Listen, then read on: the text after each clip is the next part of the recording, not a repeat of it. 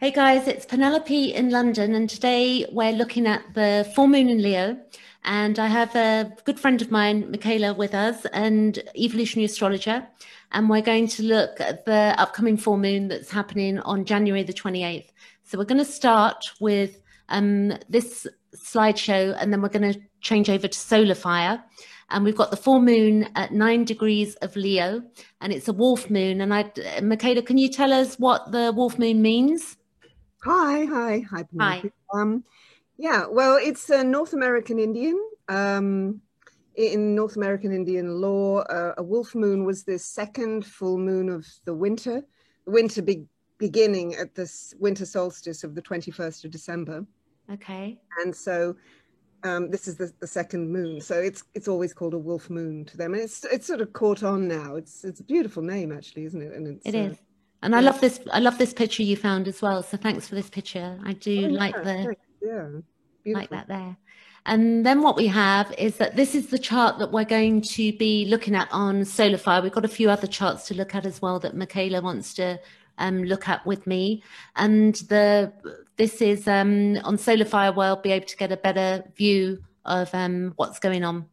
This I'd like also that Michaela that you brought up with me. I'd like if you could explain this one with the circle. I was fascinated by. Yeah, well, apparently, if you look at the full moon this year, it will be surrounded by what's called the winter circle, which is the pattern of stars Okay. forming what's really a hexagon round. So it looks like it's round the full moon. So Oh that's kind of wow. neat. Yeah. So if you locate the full moon when it's at its highest, about 9 o'clock, 10 o'clock, I think European time, and you'll have the winter circle around it. And included in that circle is the star Sirius, Oh which is wow. which is really interesting because Sirius is has a really important meaning. I mean, I expect a lot of you know already, but it's uh, it's um, it's to do with the principle of freedom. It's actually, I mean, it's got a history that goes back past ancient Egypt. I mean, way back, because it's the brightest star in the heavens. So Okay. it's actually 20 times brighter than the sun. Can you believe? I didn't realize that, and it's something that I've not brought up on my in my own astrology yet. But as you know, the years go by, I'm sure I'll be looking at that, and learning about what that means as well. Because I have noticed a lot of astrologers have it on their, solar fire when they bring it up, or on their. Well, Um, it's to do with ancient Egypt. I mean, the pyramids at Giza were in line. I mean, they're designed to be in line with Sirius. So oh they wow. worship Sirius as the spiritual home of Isis, and Okay. yeah, Isis and Osiris and all of that. In fact, perhaps you could bring that up, that next that slide that says about Sirius. Okay. Brilliant. There you go. Yeah. So that's Sirius. And actually, the star in the tarot is associated with Sirius. Okay. Um, yeah, as you can see there. And Osiris, which is her husband, and their child. It's the Lord, sort of the first Trinity was That is that the Horus. third picture down, the Yeah, with that's the the first. child. Yeah, that's well. I think that which one is that? I think that's is that the child? Or is they It look does look like it. What different, it may actually. be. I mean, the thing is, you can sort of see there, but the two are one. So Yeah, the idea of the two well, are male and one. female, yeah, male and female, meaning they're interchangeable, really. Yeah. Yeah, so it has a very long history, and um, Hermeticism sort of stems from that, which became alchemy, which astrology is part of. You know, all of it's interlinked. So Sirius is very important. And in fact, we just had the inauguration, and it showed a beautiful scene of the cenotaph, which is the obelisk at the at the end of the reflecting pool opposite Yes. the memorial, and yeah, and the Capitol building. And it had it all lit up, and it was wonderful, and it was so still and really amazing because it was so different to other years. They had the flags, and they had no public, but it had a sort of sacred beauty to it, and it was all dark but lit up. And the the cenotaph actually represents the Jed column, which in ancient Egyptian law is it is actually representing the phallus of Isis or Osiris. But it's also representing the axis of the world. Okay. So and it's also representing Osiris's spine, which is the Kundalini, which is what the Kundalini is supposed to travel up, and the chakras and everything stems from that. And so the founding fathers, who were Freemasons, actually that was designed to be there representing the Jed column, the ancient Egyptian.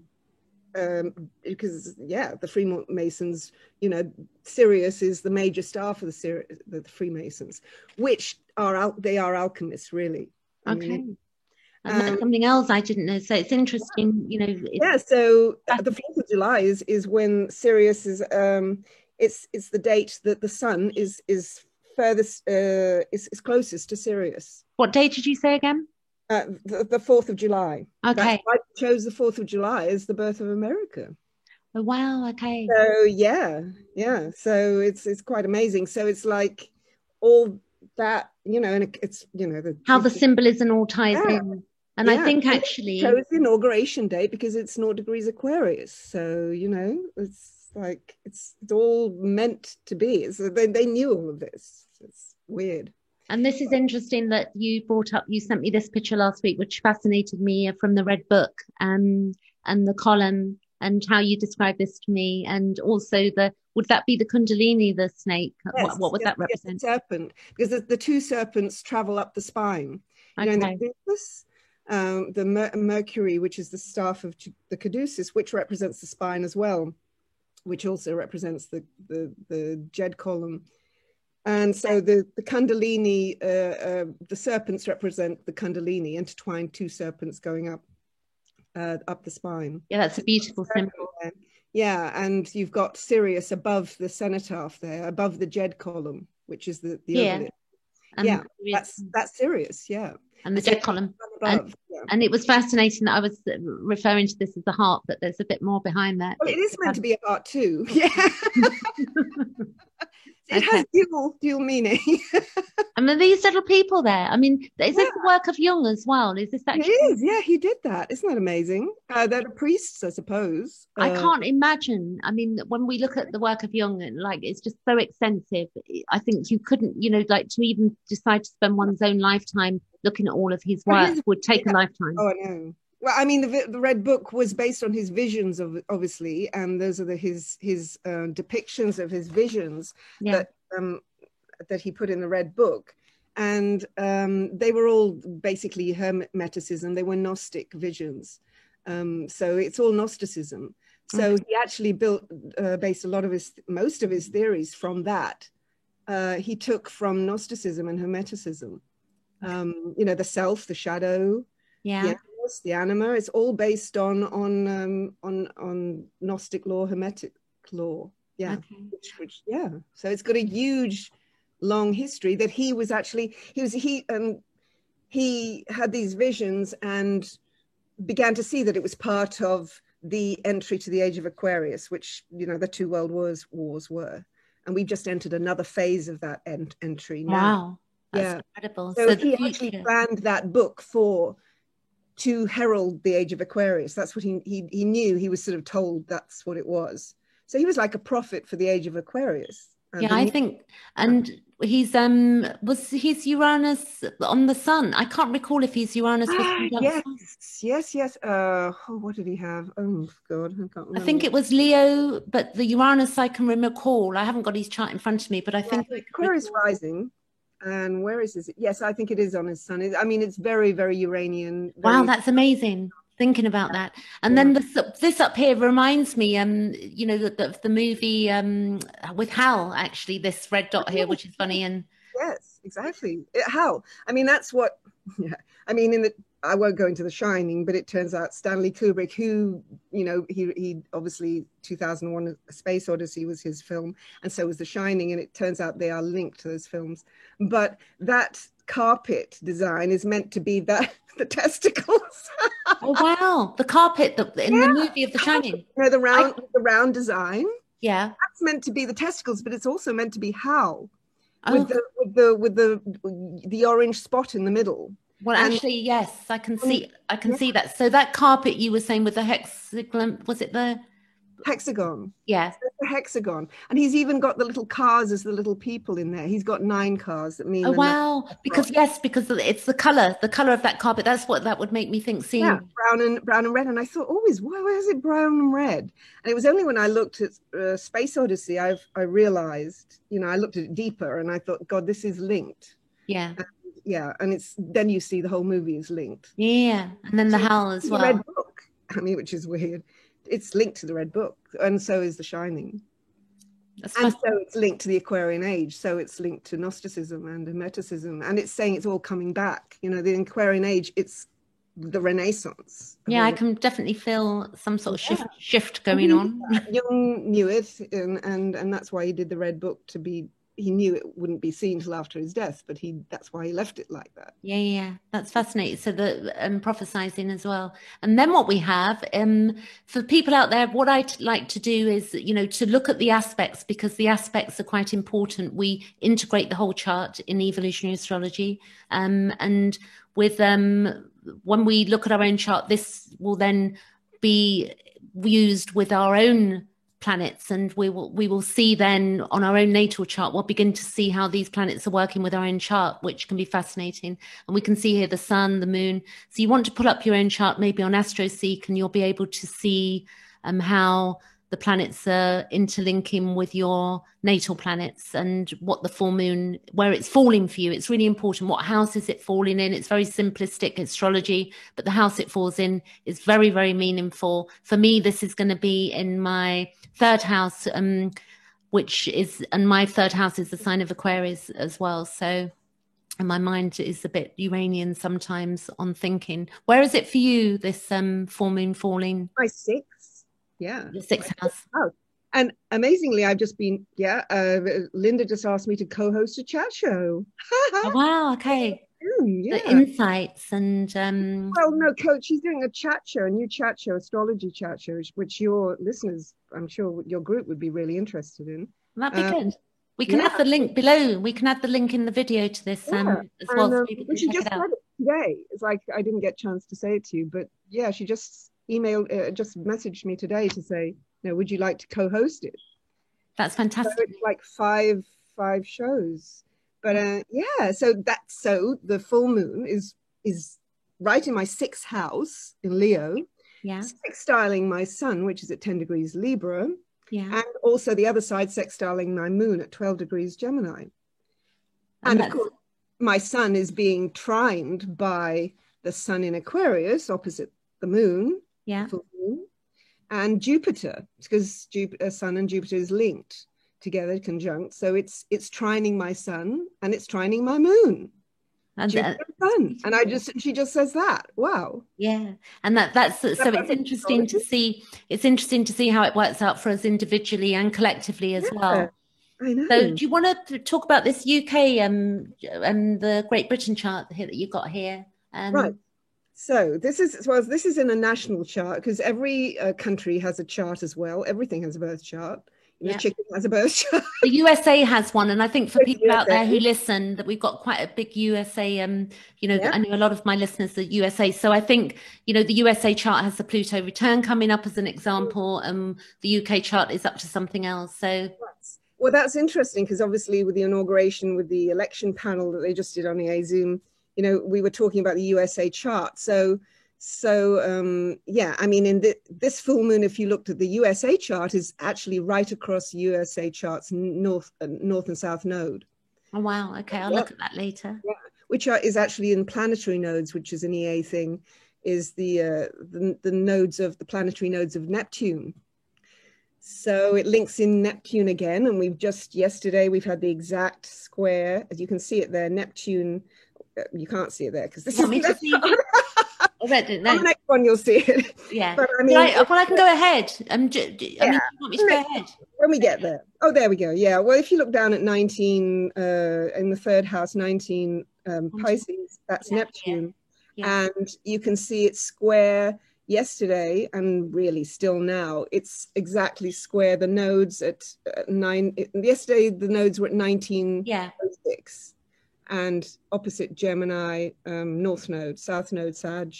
Yeah. North Node, Gemini, exactly square. Yeah.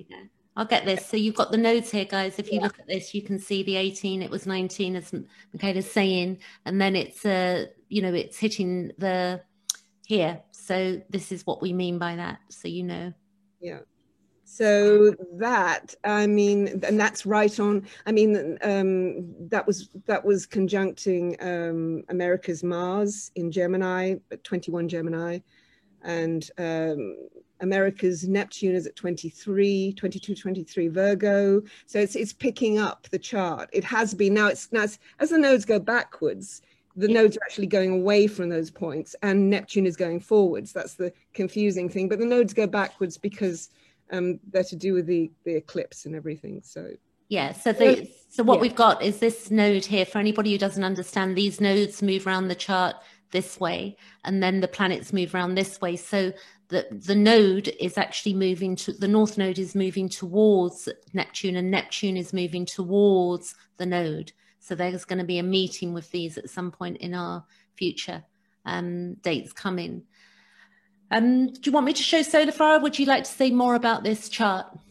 No, you show solar fire first, because that will talk about the full moon itself. That would be great. Yeah. All right. So this is the solar fire chart. So can you see here what we've got is that this is very basic stuff, but it's good to know that with the Leo, if we were just looking at very basic astrology, we would say that the moon in Leo, it's where we feel safe in moments when we can impress others. So we feel safe when we can impress others and when we get praise and admiration. The ruler, that Leo is to do with the sun. And when we get into the spotlight, we may find ourselves at a loss. So we may want that, but we may sort of, then feel at a loss. And it's where it would be better if we can admit our fear of criticism and our inability to accept criticism, because really our not accepting criticism and not allowing the conversation to be had about fear means that we can get very prickly and we can fall out with people. So it's better to just, look at our inability to accept criticism. None of us are right all of the time. We're all, learning as well. And it's very important to accept feedback and use it for improvement. And there's nice ways of saying things to each other. We don't have to be hard on each other. We can somehow bring in some softness to it, but sometimes we get triggered and then we behave in ways that we regret afterwards. So it's up to us to, as we evolve, to look at how we interact with people and, make sure that we're sort of not being over narcissistic in our responses to people. And we've all got the ability to, evolve through looking at our own shadow, which is really important. The keywords for the Leo archetype are the king and the queen, creative self-actualization. It can be about grandiosity, subjective awareness. It's the artist, power, arts, drama, integration, purpose. It can be the gambler, the actor, the actress, risk taker.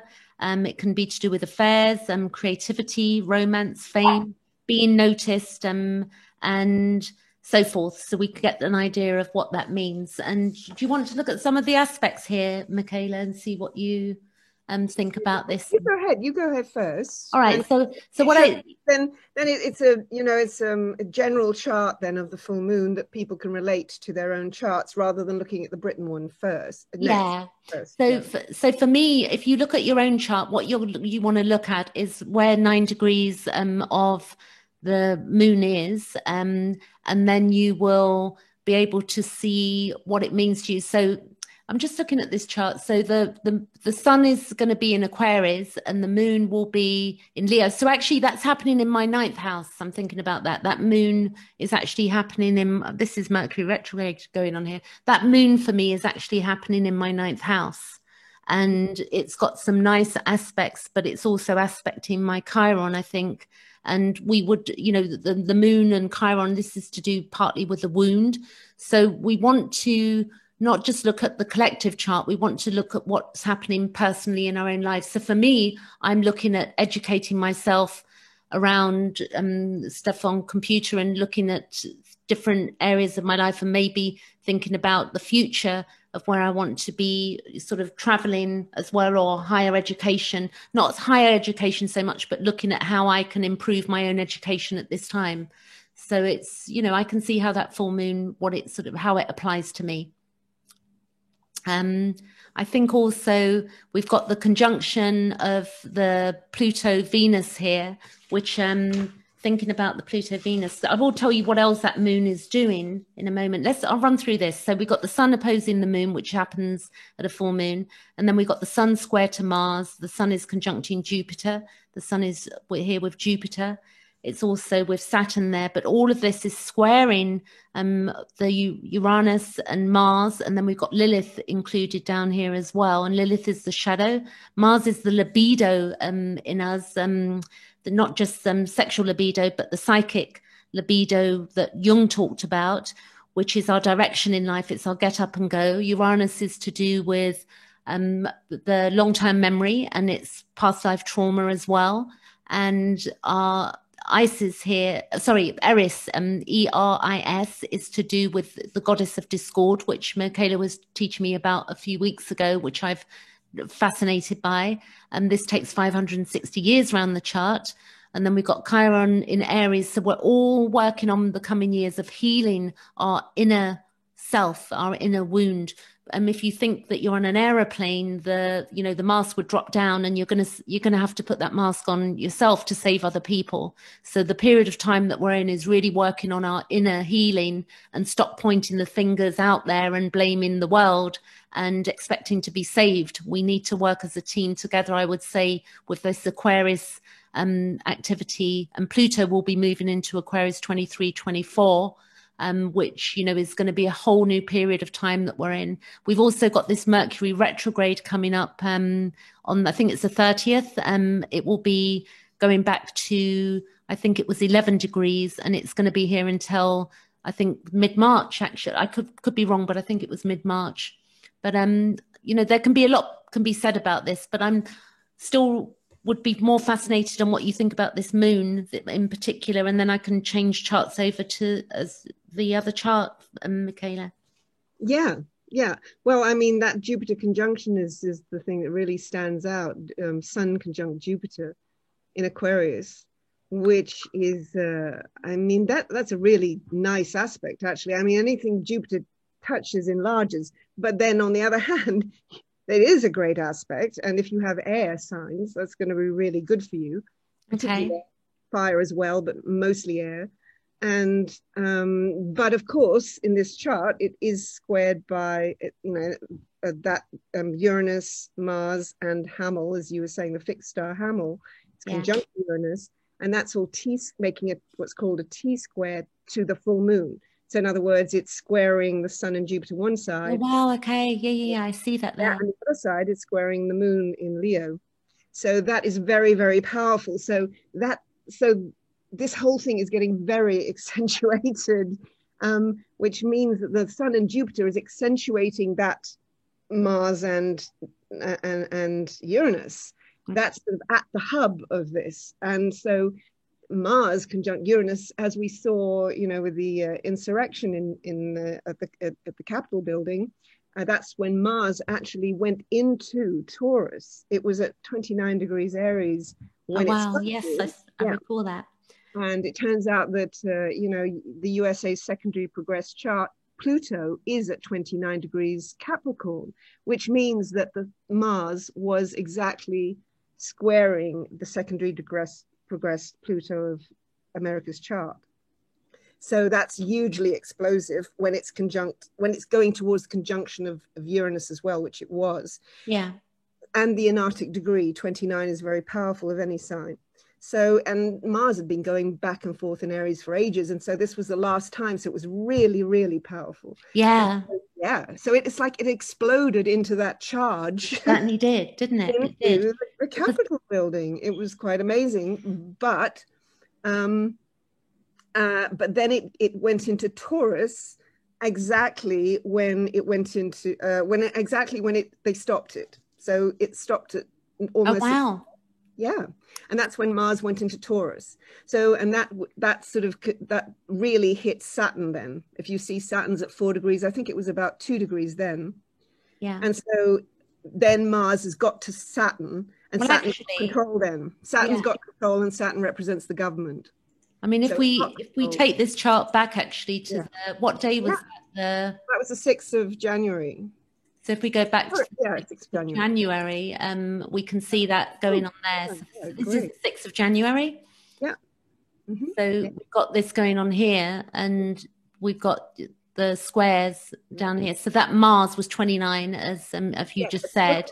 And then if we actually take it by hours and we go ahead and watch that Mars. Before goes into Taurus. There you go. And then it moved into Taurus. And that's when it stopped, because the government had taken control, which is Saturn. So in other words, Taurus was now accessible to Saturn, having gone into the fixed sign of Taurus. Oh my gosh. Okay. Yeah. And that was at 2 degrees as well. Yeah. So. And amazingly, the secondary progressed chart of the US, where is the secondary progressed moon, but at 2 degrees Aquarius. It's conjunct Saturn in the transit chart. Okay. So wild. It's just incredible. You could just watch it like clockwork. And so it stopped then, which is interesting, because as astrologers, we thought before that it would that the trouble would happen when Mars hit Uranus, which you would think. Yes, I was thinking that the conjunction, because that conjunction actually, if we go days and we go ahead, that was that's what a lot of people were expecting. So we got here. Oh God, there's going to be trouble on the inauguration. That was the 19th, and then that was the 19th, and then 20th, and then Mars moved over. If we look here, we can see that Mars moved over on the 21st, which was fascinating because the inauguration was, and then we got that there. That's in the Washington chart. You would set the chart for Washington for that. Exactly. I get you. So actually what happened was when Mars went into Taurus, when it went on that Antarctic degree of that's why you have to take everything into consideration in a chart. Absolutely, it's integration. Mars hit the 29 degrees Aries. It exactly squared the secondary progressed Pluto of the US chart. It hit then. That's when the trouble hit, amazingly. And then as I said, when it went into 0 degrees Taurus, that's when it came up against Saturn, because Saturn was at 2 degrees Aquarius then. If you do it was at 2 degrees. I don't know why it doesn't show it 2 degrees there, but it doesn't matter. It's because it's got the full moon here. Yeah. Anyway. And I think this is 11, actually. I've got the wrong date on this here. I've moved this forward. I've got the wrong time, so I've moved that ahead. So if I go back by hours, then we can go. It's very complicated, so you're doing very well. Yeah. So that's 6. So that's what we've got them. 9 degrees. It's 9 degrees. It's 9. So we go 1, 2, and it's 8, 9. There you go. The 20th. You take it back to the 20th of January. Should I take it back to the 20th? There you go. Look, if I do that. Okay. Yeah. And that's the 20th. But that's in England. It's in England. Exactly. It's in the UK, which you can in Washington, it was at 2 degrees, a degree less. Okay. Something. So that's when and the sun had gone into Aquarius as well. So that gave the sun, the power was with Saturn. So Mars hit up, as I said, against Saturn, but also against the power of the sun. So the government took charge at that stage. So after that, they then instilled that, so that couldn't no longer have its power. When it got to Uranus, it didn't have the power to do that. Wow, okay. I see what you're saying now. So it would burnt out a bit, like it burnt out. It had stopped it. It had reined it in. It's like Saturn and the sun reined it in. It's quite amazing. So shall I go back to this other chart and the one you said? Let me see. Move this chart. So what I'm going to do is new share, and I'm going to go back to this chart, which I think that's the final one on that slide. Yeah. So that's the full moon as it hits. But it would be good to look, before we look at the full moon, to look at when this whole thing started, this COVID crisis, which was in January last year, 2020, in 2020. Yeah. So that's the chart before, I think. Oh, the chart before. Hang on a minute. Yeah. That one? Yeah. Yeah, that's it.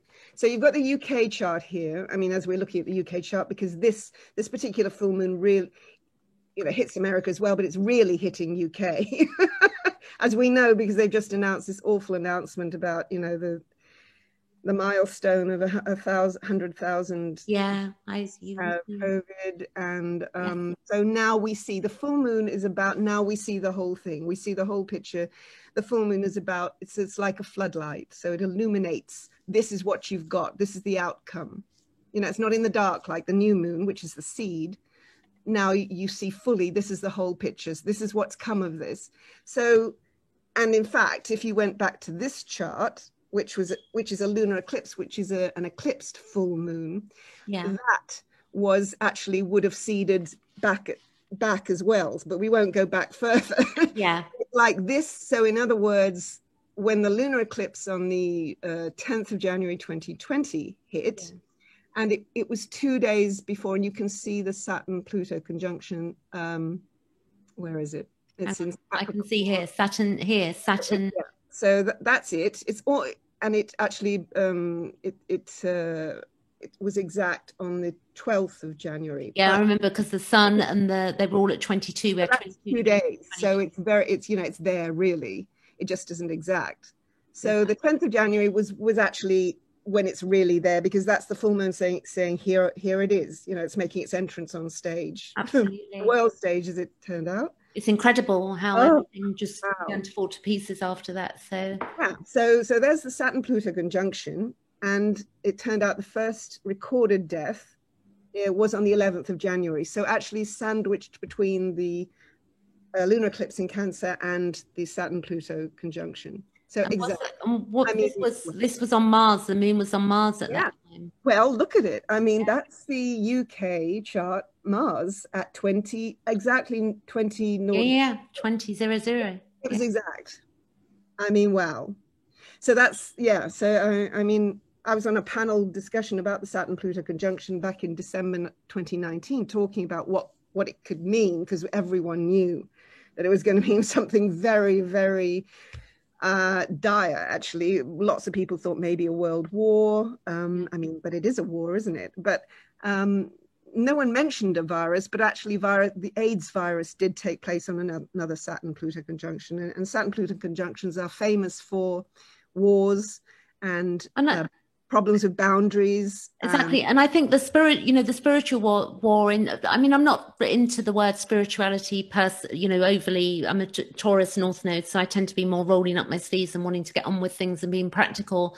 But I can see that, with the selfishness, like the books Dispelling Wetiko, which you introduced me to, how, with our selfishness and our denial of our own shadow, it's very problematic in society. And hopefully, if we think about, also this Leo full moon where we all want to shine and be the number one, it's a good time to really reflect on how we, the truth of that we do have a shadow, and that, none of us are God. We're all working together, and we need to be able to look at what's going on inside of us to shift that, so that we're not then projecting that out into the world in an unnecessary, way that's that's unkind. Yeah. Well, ego-centered can be unkind because it's not considering others. Yeah. And that's very much, as you say, that's Leo Aquarius very much, because the sun is the center, but on the other hand, opposite, you've got Aquarius, which is the other, which is like the 7th house of the sun. So Aquarius is about, it rules natural rule of the 11th house, which is about the community. It's about networking. It's about the world. It's about the whole world as the hopes and dreams with Aquarius, the sun, the hopes and dreams of Uranus, Aquarius, and coming up with new ideas and technology and such like as well, would you say? Definitely. Yeah, definitely. All of that. And also, strangely enough, the planet, it's all about science, but science includes nature. So Yes. Aquarius is very much to do with nature as well, the natural world. So here we go. Here we are talking about climate change and how we can solve it with technology. And this, here we are, as I say, now it's going to warp speed into the age of Aquarius, which takes hundreds of years. Yeah. I mean, revolution was part of the French and the American Revolution was part of the Aquarian shift. But that's when Uranus was discovered in 1781, and that was just before the French Revolution, just after the American. So Uranus came on the scene, and that's the ruler of Aquarius. Oh, wow. Yeah, exactly. And then also with the moon of opening our hearts, you know, to be able to, you know, I think when we can accept the criticisms that are valid, that we can make great strides. When we're all just pointing fingers and blaming one person as being the downfall of the world, then we're in trouble. We have to be able to gain an ability to look inward individually, you know. I mean, the French Revolution and the American Revolution were saying the people against the king. So you've got Aquarian, the people, one end, polarized, and you've got the king in Leo, the other, and they're deciding, no, that we've had enough of this. This is not, you know, this is not balanced. This is not fair. So here we go now, and we can see this full moon, you know, the king, the moon, the king. Yeah. In Leo. The queen, the king and the queen. Queen and the king. Yeah. But the moon is less, so the moon is showing Leo, but you see the power is in the Aquarius. The sun is where the power is. So the crown is worn because it rules Leo. The sun rules Leo, but it's in Aquarius. So it rules, the people rule. Okay. People do rule. And that's what we got to get our heads around. They're going to get very angry because they are going to see this Uranus-Mars conjunction and black moon, for God's sakes. Yes.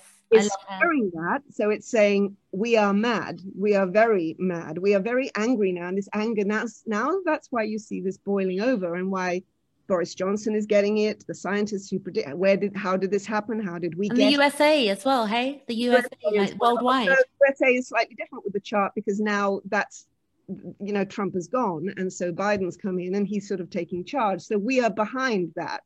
So our chart now is getting it next. Because we're next in line. Wow, okay, this is good.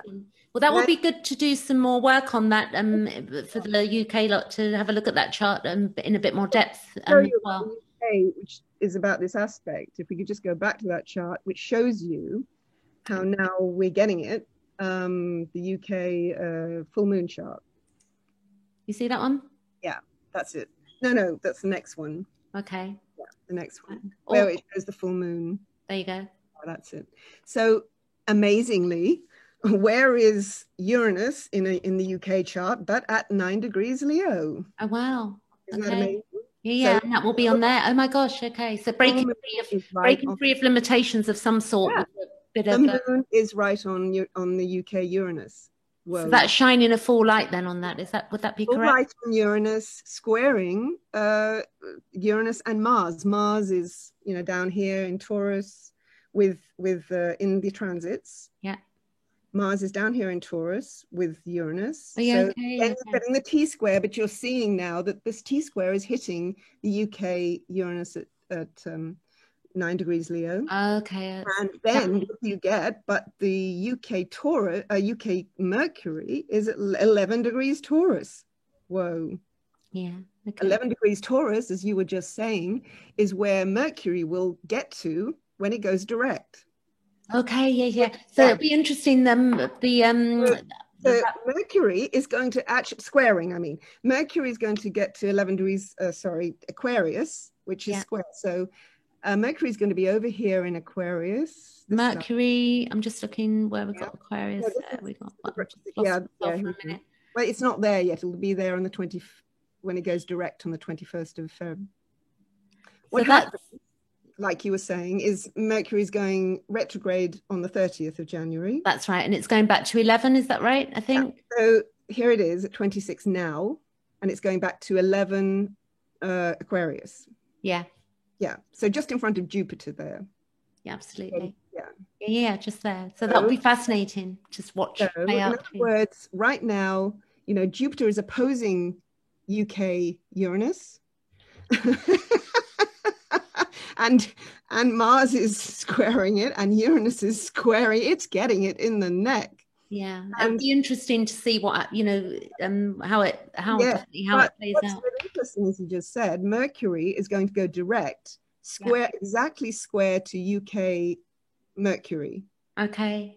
See, so when it gets to 11, when it goes direct on the 21st of Feb, it'll be right there in front of Jupiter in Aquarius, and then it will go direct exactly square UK Mercury in Taurus, which is exactly opposite the black moon in England's chart. Wow, in Scorpio. Wow, okay. Exactly, almost exactly. That Mercury at the moment is squaring my natal Mars and my natal North Node, actually. So I've got some, but I'm happy with that. I sort of internalized it and get it. What's going on? It's to do with my feeling world and what I need to, deal with. So, and this is... It's fixed, and it's very powerful. Taurus and Scorpio are very powerful, and so is Aquarius and Leo. They're fixed. It's a fixed, they're all fixed signs. And so when they blow, they blow. And so look out. So now the people have gone. I mean, this shows the full moon they've had it. They are upset now. They're angry. Yeah. And they're turning their anger now on the government, and the government's going to get it in the neck. And that Mercury shows that an inquiry, they're going to go over what happened, how did this happen? Yes, a rewind, review, and review, as you were saying, retrograde. Yeah. And then it gets to 11 degrees squaring exactly the UK Mercury. And then at that point, it will be ready to go on. It would be like, okay, 21st of February, we know what we're going to do now. We know where we are, and we're going forward. Go forward again. So I'm going to be... But, things will have changed. There will be a big change in attitudes and everything else. And we've had it basically, and we're ready for action. Like we've just seen, like the French Revolution saw the American Revolution before, we've sort of seen a revolution happen in England. And now that caught flame when that happened in America. But funnily enough, it was a revolution that actually made the government take charge and heightened the government and sort of has brought it all together. And that's what every country has seen that in the world when you think about that. Yeah. And so each country is reacting in different ways. Russia has started revolting. India has done. Well, I do think that it, ultimately the ultimate evolution would be that there's a balance, and that governments are not to be looked at and from a sense of awe and idolization. I think that has to end. We're done with it. It has to be a team effort. People realize they haven't been heard. They've been spoon-fed what they should do, what they shouldn't do. They've been confused with this Neptune squaring the nodes. Yeah.